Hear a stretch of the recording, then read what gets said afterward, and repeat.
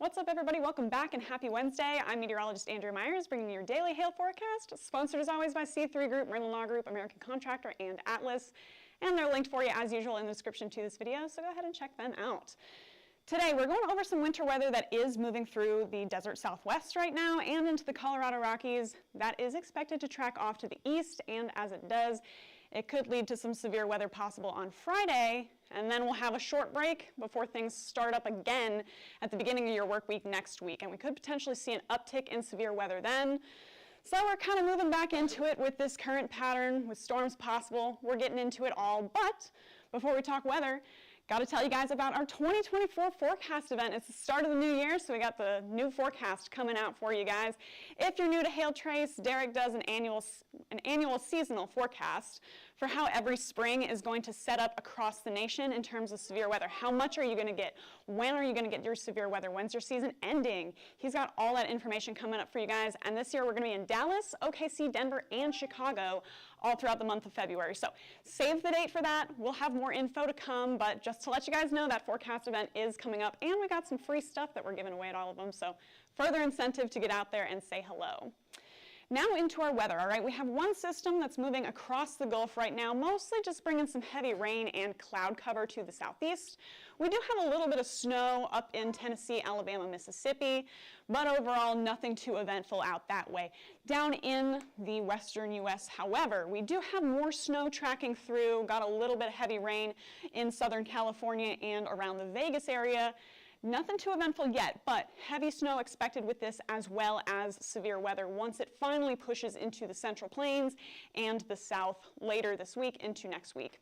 So there's your first trough that's bringing all that rain and some snow out in the southeast. There's your second system that we're waiting on. And if you're in between systems right now, sitting in the upper 40s through Dallas, even in the 50s in Houston, the rest of us staying a little colder in the 30s and 40s across the U.S.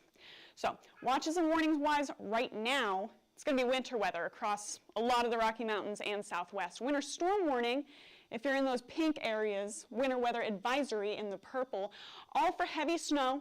If you're in that winter weather advisory, you could get snow accumulations like 2 to 10 inches locally, and then, even higher if you're at upper elevations. A lot of those snow totals really depend on where you're at in the Rocky Mountains and across the California mountains there.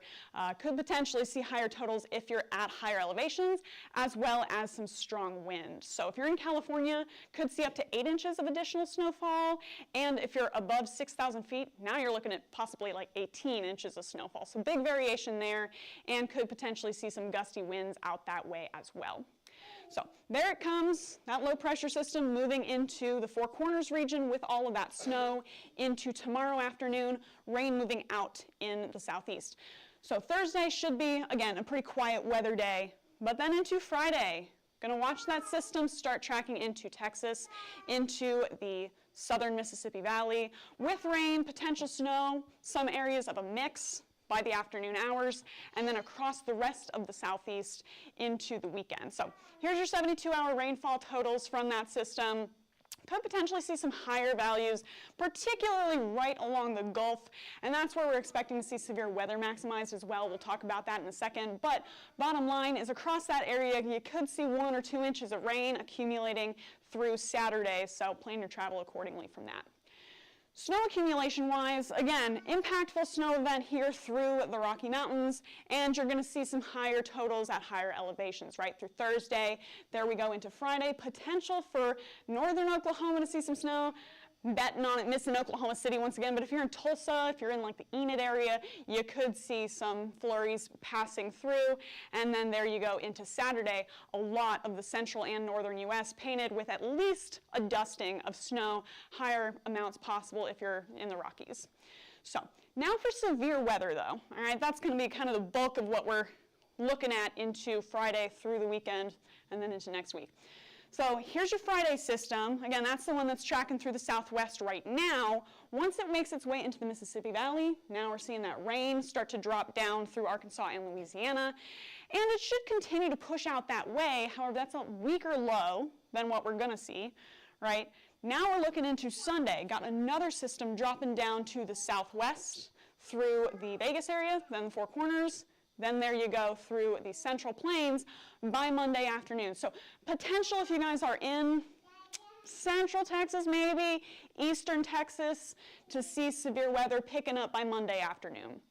Then as things track off to the east, now this low really starts to get cranking as it moves across the Mississippi Valley and into the southeast. If you look at those upper level winds, all right, this is way up in the atmosphere. This is a view of our jet stream here, but likely to see triple-digit wind speed values in our jet stream across the southeast as that low pressure system moves through. So very powerful little low.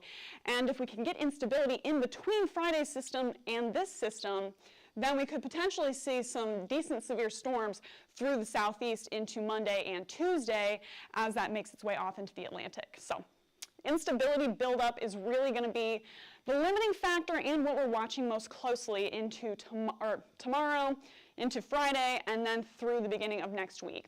So here we are by Friday afternoon, looking at some 50s, some 60s through southern Texas, and a little bit cooler. Really, we're going to be super limited to just very far down south across the Gulf where we're seeing the upper 50s temperatures interacting with that low pressure system. So again, Friday is not the big day that we're waiting for severe weather.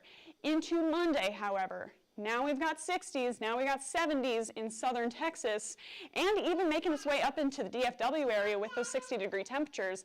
Got a cold front tracking through central Texas, and then there it goes into the southeast by Tuesday afternoon, and pretty good temperature gradient in between your 40s, and got some 60s and just pushing 70s in Florida by Tuesday. So got a chance to see better severe weather at the beginning of next week.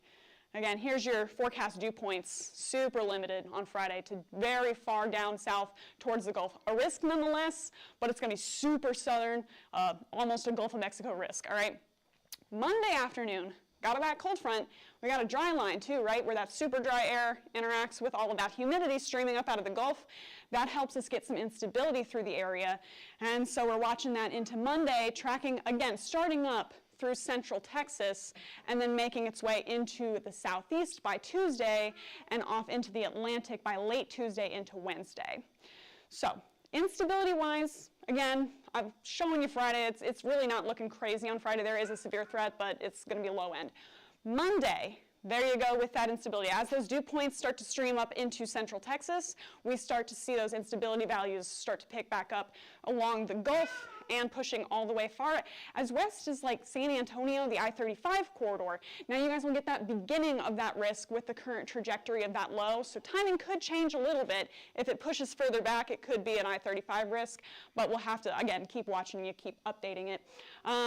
So then into Monday afternoon, now that instability tracking down into the Gulf of Mexico area there, and then off to the east as well. And then there it goes into Tuesday for Florida and parts of the southeast through the afternoon and evening hours. So putting that all together, here's your future radar. Here's a look into what we're expecting through the end of this week, beginning of next, right? So there's that Friday risk starting to make its way into the southern Mississippi Valley, then out into the southeast by the afternoon and evening hours. Then that's going to pass through, going to be quiet for a little bit. Got another chance at storms starting back along the dry line and cold front on Monday afternoon.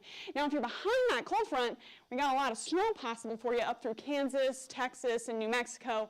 But again, storm risk is going to be kind of focused beginning through central Texas and then tracking along the Gulf from Monday into Tuesday. Now, looking at this, it is a low-res radar because we're far out, but just generally looking at storm mode, looks like a lot of rain could potentially interfere with, it could impact, I should say, what type of weather we're watching. Wind, hail, tornado. It's pretty far out, guys. We're going to have to, again, keep updating and monitoring it as it goes. But that is a question in my mind right now, is what kind of storm mode is going to be most prevalent with that setup. So for Friday, again, it's going to be really far south, like I-10 and southward for that severe weather risk. Maybe New Orleans could see a little something, but looking very scattered and like mostly staying offshore. Then into Monday, now it's going to be that second risk, that second trough moving through, all right? Totally different system, bringing totally different threats. Anywhere from, I'm putting it in Houston for now, tracking it all the way as far east as like Pensacola for that severe weather threat. And again, timing is going to make a huge difference on this as well as storm mode. So we'll let you guys know what it continues to look like, but then that'll track off to the east through Tuesday. At this point in time, all severe weather risks are possible. So that's what we have into the next few days. Now I want to introduce to you guys a couple of special guests of ours. Hannah and Lily got a couple of future meteorologists. You guys want to come up and say hi to everyone? Go ahead and turn on a microphone for them. So, you guys want to stand back here? Okay, do you want to introduce yourself? Hi, I'm Hannah. Hannah? I'm Lily. Awesome. What kind of weather do you guys like the best? I like to learn about hurricanes. Hurricanes. Hurricanes are very cool. I like hurricanes too. I like to learn about tornadoes. Tornadoes are awesome. Got a lot of those in Oklahoma and the Southeast. We know tornadoes well. So, future meteorologists here. We got some weather lovers. Can't wait to see you guys on the green screen in a little while. But thank you guys so much. Glad to have you up here. If you guys want to go sit down, we'll go ahead and play on the green screen in a little bit. So that's Hannah and Lily. Got some future meteorologists there. You guys go and show them some support in the comments. So that's it for today, guys. We're going to go ahead and sign off here.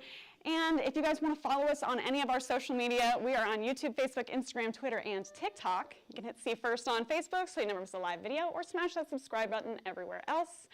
And then if you're interested in purchasing a plan, go ahead and scan the QR code up above me or click the link in the description to this video, and we'll go ahead and get you hooked up.